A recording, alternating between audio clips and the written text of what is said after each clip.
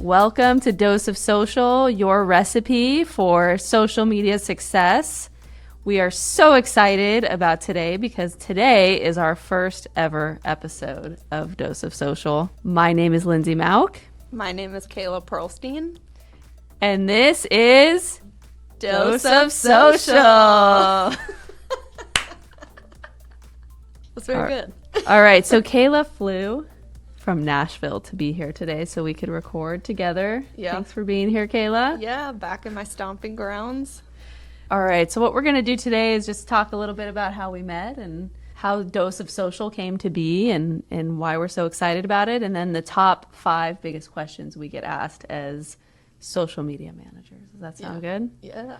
All right, so Kayla, so you and I met 7 or 8 years ago, and we met back at General Assembly. Remember General Assembly? Those were the days I came to your social media class. Yeah, so I was teaching a social media boot camp, and I remember I walked in and Kayla was quietly working. She was the first one there. As usual. Typical characteristics here. Yes.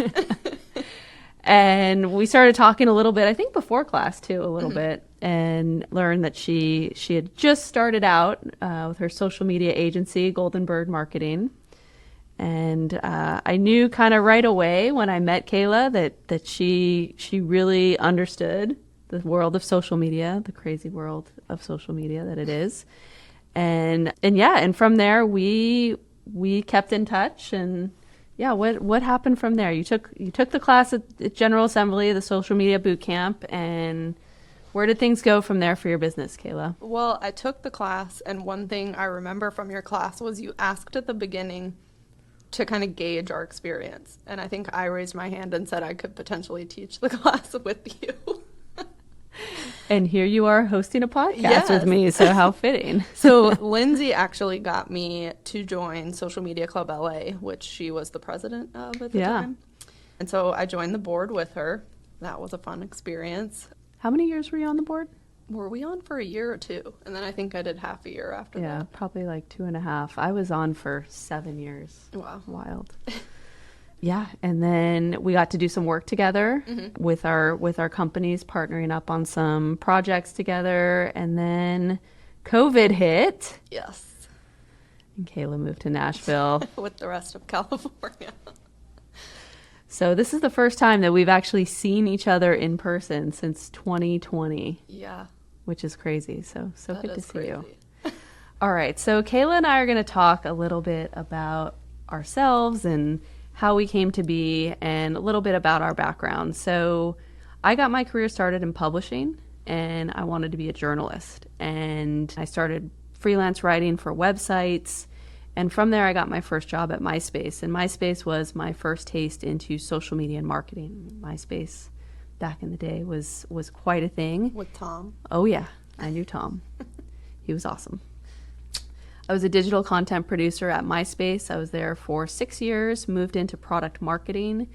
And when I was in the product marketing department at MySpace, I had a realization that I wanted to be on the consulting side of marketing. I didn't necessarily want to be in-house on the corporate side anymore. And the reason for that is I saw the opportunity to help more people, just endless opportunity to help businesses, both big and small. So a couple years after I left MySpace, I started freelancing. I helped launch some digital content companies, and that evolved into LTM Digital, which is my agency today. And we focus on email marketing, performance marketing, and organic social media marketing for businesses and brands of all sizes. We'll talk more about organic and paid social media marketing a lot in Dose of Social. Yeah, so my background is a little different from Lindsay's. I actually started in the music industry. I was there for 10 years. I started on the promoter side working at a music venue after college. I moved to California where I could get the most experience possible that wasn't close to home. So I started working at a talent agency for a year in the tour marketing department. So that's where my love for marketing really sparked, but I hated working in the entertainment industry. From there, I went to a VIP ticketing company where I actually ended up building my business because when I was looking for a job in social and everyone said 0 to 3 years experience, everyone kept telling me no. And so Their loss. thank you. No one wanted to take that chance on me, so I took the chance on myself, and I started taking classes online. I went to Lindsay's class at General Assembly. I joined Social Media Club LA. I got really immersed in social media and kind of built my business to where it is today. I started freelancing, and I landed some pretty big clients at the beginning, so that's kind of how Golden Bird Marketing started. It's actually a family name, and the name's kind of been in the family for a little bit, so it's kind of cool. I didn't know that. Yeah. That's so cool. So I've had my business for 8 years, and I've really kind of honed in on who our target market is, which is small businesses. So we specialize in organic social media management. We focus on brand awareness and community building. And anyone that is out there trying to start their business, I would say to just start somewhere. And we have the same thing where people come to us and they say, can you help us? But they don't have a budget that we can work with. And so I love working with small businesses. We're a small business ourselves, and I want to help these people. And so this is kind of where our idea came to be. Yeah, that's great advice.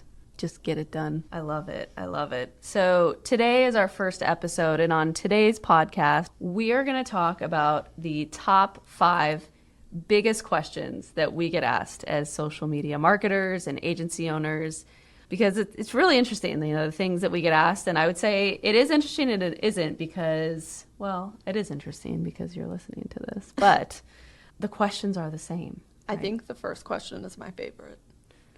Yeah. So one of the big questions we get asked is, you're a social media expert. Can you get me to go viral? Or how can I go viral? If I only had $1 for every time someone asked me that, I would have a lot of money. Yeah. So how do you approach that, Kayla? If someone asks you, I made this video, can you make it go viral? What do you say? I basically tell them, no, that's not how that works. Going viral isn't something you plan. It's something that just kind of happens with your content. And sometimes it can be something that's hilarious, and sometimes it can be something that you didn't think would do well at all. Yeah, definitely. One thing that I always tell clients or potential clients that ask this question, usually it's potential clients because my clients are aware of what it takes to go viral. I tell them and I say, do you have a budget? And they say, well, what do you mean? And I say, well, if you want 1 million views, I can get you 1 million views, but you're going to have to pay for them. You're going to have to run a paid ads campaign, and we can do an engagement campaign, but we're social media marketers. We're not magicians. Mm-hmm. We're not mind readers, and we're not fortune tellers. So we don't know what's going to go viral. All we can do is give you the best advice that we can based on our experience as marketers and the knowledge that we have in the industry and with your business. So usually what I try and do when I get that question of, can you make my content go viral, is I say, well, I can help your content get more awareness mm-hmm. and more engagement and more video plays. But can I make it go viral? I'm not a magician. I don't know. Businesses or brands or whoever it is that's creating the content needs to create the content not with the idea of, I want this to go viral. They need to create the content for their target audience based on their strategy, and it could potentially go viral. Yeah, definitely. I think that's really important to remember too, is you don't know what's going to go viral. It all depends on a lot of different factors and just what's going on, and one person shares it and it spreads, or maybe it's a stupid reason that it goes viral and you don't want it to go viral for those reasons. Like there's a flub in the video or something, like, and that's not a good reason to go viral. No one wants to go viral for those reasons.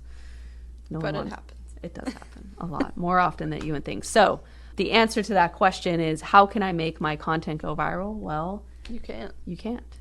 So just understand that. And I think that's also important for those of you who are social media managers in a role at a company, and your boss comes to you and your boss says, I need you to get this video this many views or X number of views, or I want you to make it go viral. And it's important to remember and peel it back. Well, I can help you get views, and we're going to need to assign a budget to get those views.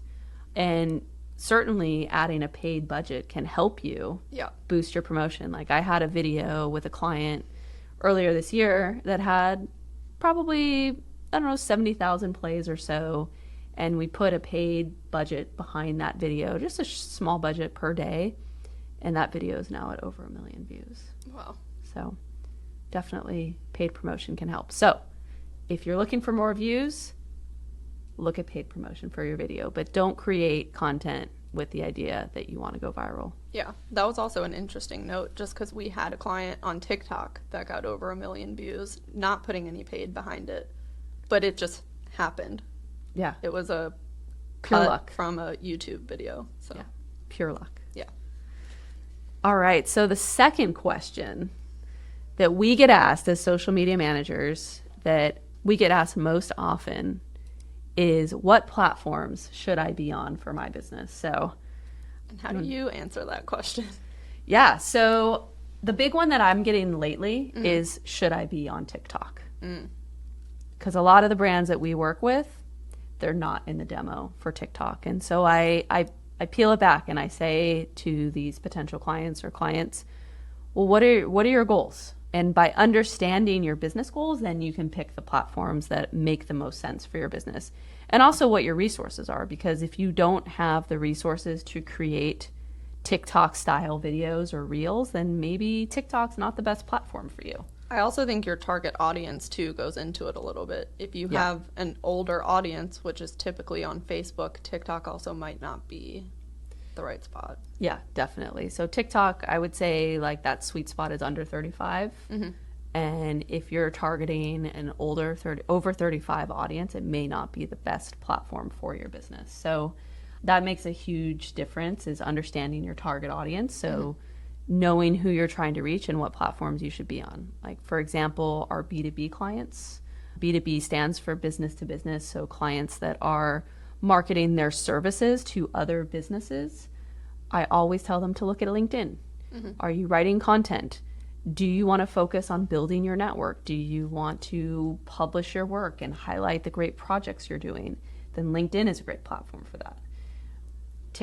TikTok, again, younger audience, but Facebook and Instagram is probably where we sit most right now with our clients, just because of the versatility of both platforms and the fact that you can do reels on Instagram, but then you can also do photo content, carousel content, and you can post daily on the real-time features like stories. So I think that's also a big thing for our clients. How about for you, Kayla? A lot of our clients are also on Facebook and Instagram. Some of them are interested in TikTok, but I think it's because of the trend of everyone going to TikTok. So I give them the same discussion of what are your business goals, who's your target audience, and we kind of figure it out from there. I always tell my clients, you don't want to spray across social media just to have posts there. You really want to target in on who you're trying to talk to and who you're trying to reach. Yeah, definitely. So really thinking about the platforms that make sense based on your audience. The one platform we haven't talked about yet is X, Oh, the platform formerly known as Twitter, which I still call Twitter, by the way. I don't know. Too. I refuse to call it X, just for the record. X is interesting. A lot of people use it for news, and that's their first news resource go-to, but as soon as you put a post up, it's already covered. So unless you have a strategy where you're posting at least 3 to 5 times a day, it's not necessarily the right platform. Yeah, I would say Twitter is also great for businesses that have a lot of content, so that are content driven. Maybe you're an online university and you have a lot of courses, and you can tweet out those courses and links to those courses all day long, or you have a website and you focus on news in some capacity, and you can tweet or X. Is that the way to say it now? Blogs are also great because you can turn all of that into multiple tweets. Yeah, so if you have a business where you're posting a lot of content, you're posting blogs, X is a great platform to do that. It's great way to get links and clicks back into your website, and obviously using hashtags too as well, which kind of goes into my next question that we always get is, how do I figure out what hashtags to use for my business? I'm interested to hear your thoughts on this, but with us, we use branded hashtags. We use hashtags for our client posts, which we have a specific formula. So we use a specific number of uses. So we'll say 25,000 to 2 million uses. And then we change them up based on the post. Do not copy and paste to every post. And then community hashtags, which are the hashtags that are larger than 2 million, and we use those to engage with potential customers. We do that because if you use hashtag fitness, there's probably 80 million uses, and as soon as you post it, your post is covered. Buried. Not worth it. No. Don't even bother. But you can engage. You can go to hashtag fitness and engage with other people's posts because those could be potential customers or clients or whatever it is that you're looking for. Yeah, absolutely. So, yeah, hashtags. One question that I get too is, are hashtags still relevant in 2024? And the answer to me is yes, they absolutely are. I can tell you I have seen content from 2-3 years ago get engagement on during certain times of year based on the hashtags that we've selected for that piece of content. So, for example, my kids just went back to school, and I had a brand that had some back to school content, and I started seeing engagement on posts from 2022 because of those hashtags that were selected back then. So you definitely can get that engagement, and figuring out the hashtags to use are really important. So like Kayla said, like using your branded hashtags to brand your own content, but then also picking those community hashtags. And it's not just, oh, I'm going to use this hashtag once and then that's it. It's finding those consistent hashtags where you're going to find your audience. Where are your people? Where are your potential customers? What hashtags are they using? So if you're a brick and mortar store, a great place to start is your location. So if you're a business, we're here in lovely Manhattan Beach, California. If you're a business based in Manhattan Beach, use the Manhattan Beach hashtag. Use the surrounding cities hashtags, Hermosa Beach, Redondo Beach, location-based, but then also focus on what you're doing. So if you're a fitness, wellness brand, looking at those specific hashtags, looking at where people are, and you can also do your own research. And hashtags are something that you need to continue to dedicate time to researching and using consistently in order to get that impact. But definitely not relying on hashtags to get your reach. No, definitely not. So hashtags are not the end all be all. They are just one ingredient in your social media success. So going into the next question, I'd love to pick your brain on this as well. But one of the questions we also often get asked is, how often should I post? We have clients come to us all the time that say, well, we just saw this outlet post that you should be posting this many times a week on Reels and this many times a week on Static, and you should be doing this on this time and this on this time. I tell my clients that we need to test what works best for you. Just because this website tells you this is when you should be posting doesn't mean it necessarily resonates with your audience. Yeah, absolutely. And the other thing that I like to ask businesses is, what do you have time for?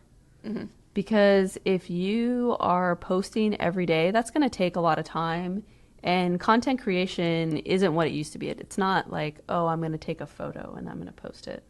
Like, yeah, you could do that for stories, but for a feed post, you want to do a carousel. And carousels have more photos now. You can upload more than 10 photos now to carousels on Instagram, for example.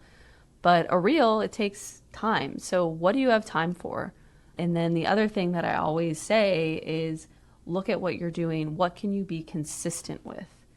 Don't post every single day for a week and then ghost your account for a month because you got burned out. I'd rather see those 7 posts sprinkle out over the course of 30 days than see you post every day for 7 days and then piece out of the equation. So I think that consistency is more important than your actual frequency.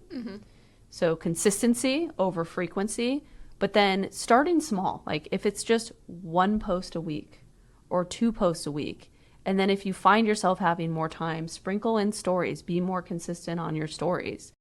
The trend that I'm seeing right now with brands is less focus on the frequency of the posts and more focus on consistency. So really thinking about what can you logically do with your time and how can you manage it effectively. So if you think that you don't have a lot of time, like post more on stories, post on your feed once a week. I have brands that have asked me if it's okay to post once a month. My answer is, yeah, go for it. Be active. Post on your stories, be active, let people know you're there, but post the frequency that makes sense for you and for your business.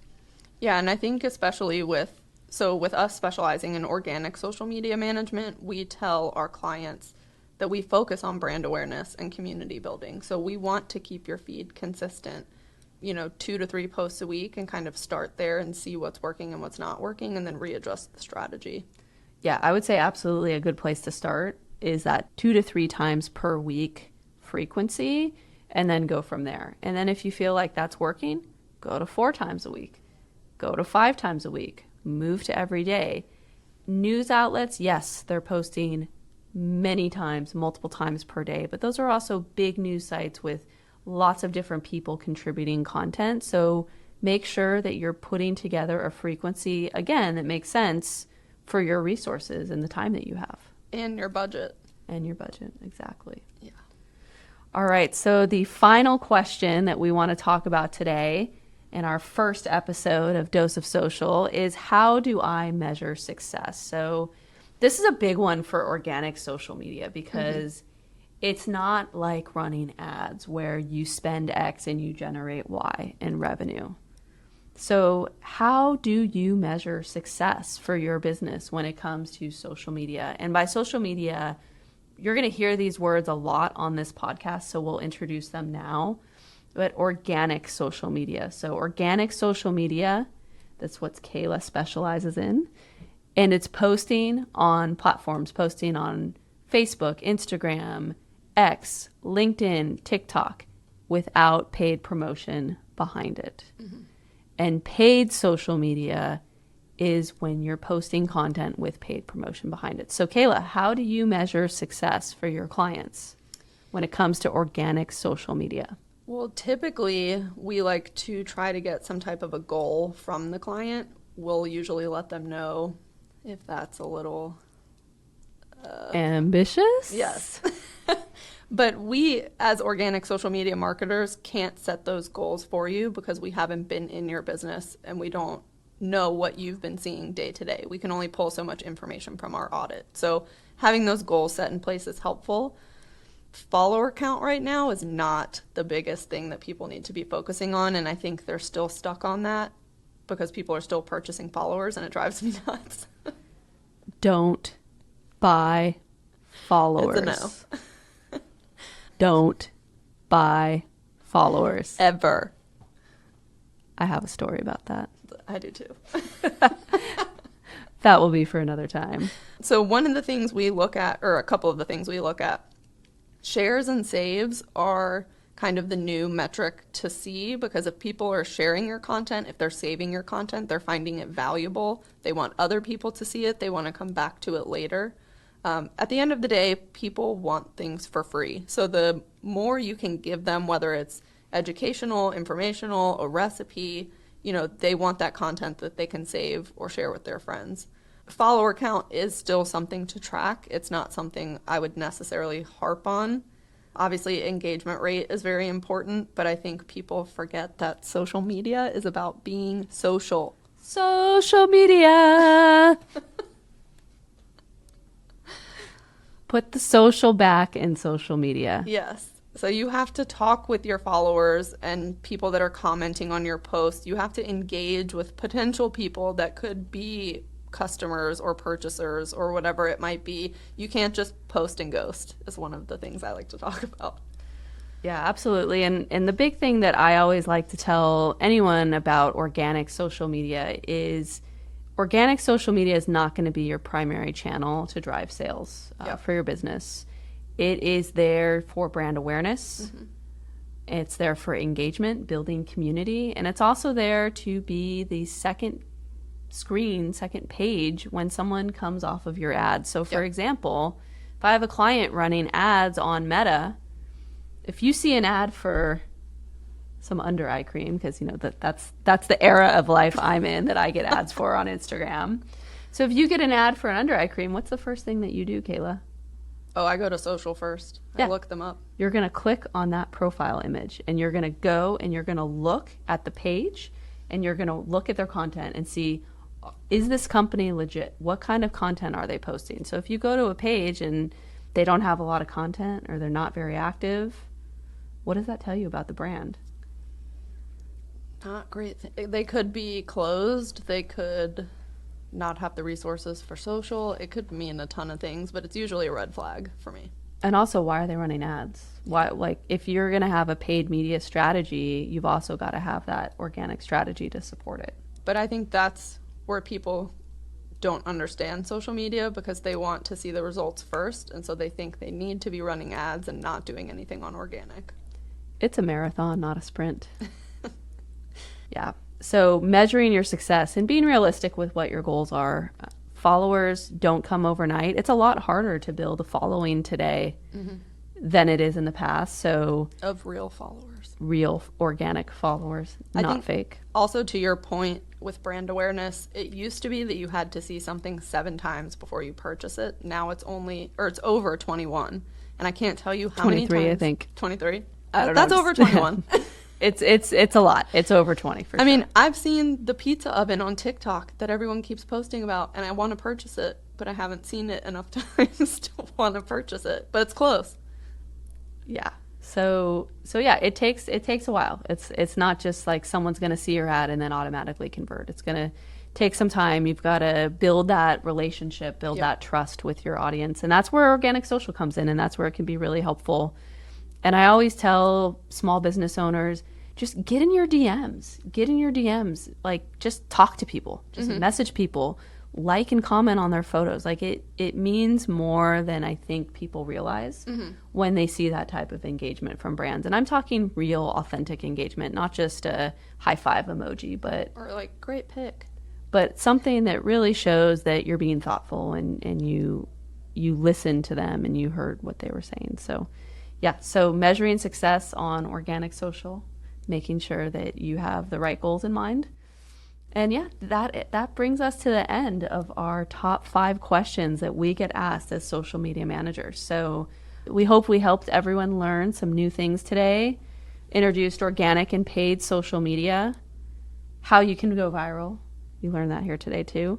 What platforms you should be on, how often you should post, figuring out a strategy for hashtags, and then how you measure success. So thank you so much, Kayla. Yeah, thank you, Lindsay. This is our first podcast. I gotta admit, I was a little nervous. I was too. But once we started talking about what we know, it's so much easier. Thanks so much. Dose of Social episodes will launch every Thursday. We also have some really great guests that we're bringing on this season, so I'm excited. I'm very excited for our guests this season. It's gonna be awesome.